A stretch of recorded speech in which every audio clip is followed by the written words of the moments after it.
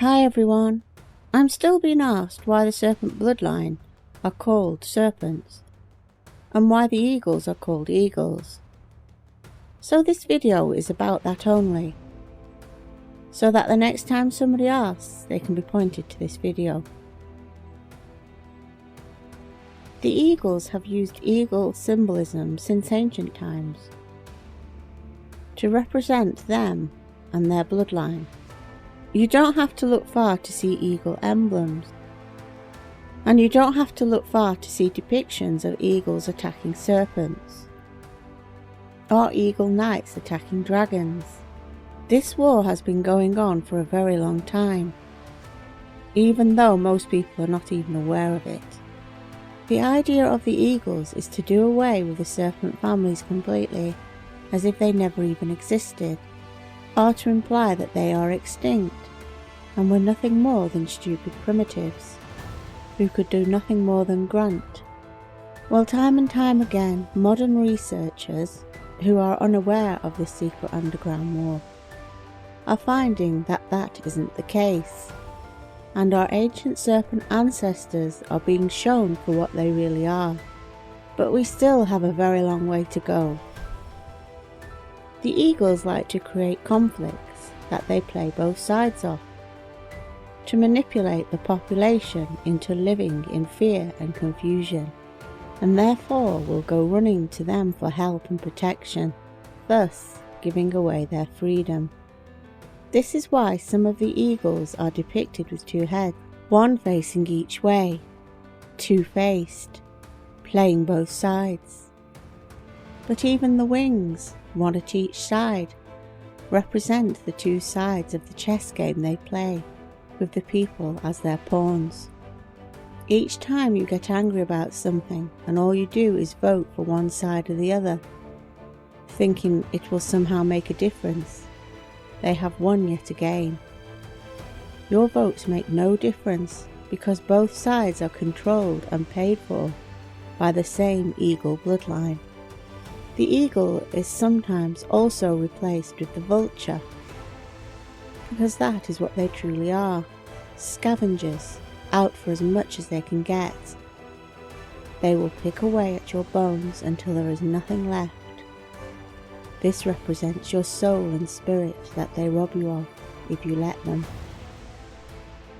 I was asked why the eagles hate the serpents so much.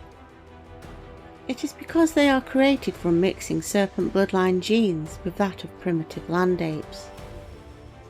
This hurts them because it means they feel less than those who created them. They are jealous. They want to be the creators.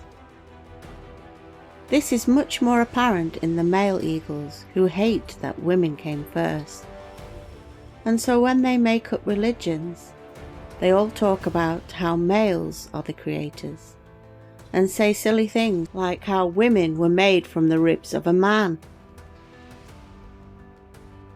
How hard is it for them to admit that females are the creators? Females even gave birth to them. This gives them a very strange relationship with their mothers. In general, eagles hate women. Even the female eagles hate other women. They are programmed to think women are stupid and useless, and only good for breeding sons. The eagle brain is split in two. One side can see the bad things they are doing, and the other side is pure rage, hatred, and lust for power. The rage and lust for power, sadly, usually wins in their internal battle. So why are the serpent bloodline called that? It is nothing to do with serpent worship. The clue to the children of the serpent family, or those with dragon blood, has always been the serpent, dragon, or salamander. It is displayed on family coats of arms of those of this bloodline. And before you start thinking David Icke was right, they are shape-shifting reptiles, I will explain. The serpent represents the Kundalini energy that shoots up your spine when you become illuminated. The salamander, which is also interchangeable with dragons and snakes, represents the higher self overcoming the lower animal nature, the awakening, evolution, progress, enlightenment, and salvation. This is the Philosopher's Stone. The stone has benefits and is not limited to lucid dreaming and astral travel, remote viewing, entering different trance states and levels of deep meditative relaxation at will, to be able to slow down your heartbeat or speed it up at will, to be able to travel the astral planes whenever you want, inner knowing truth, peace and harmony, read the thoughts of others, pick up on different vibrations, precognitive dreams, to know the past and the future, to excel in your chosen field,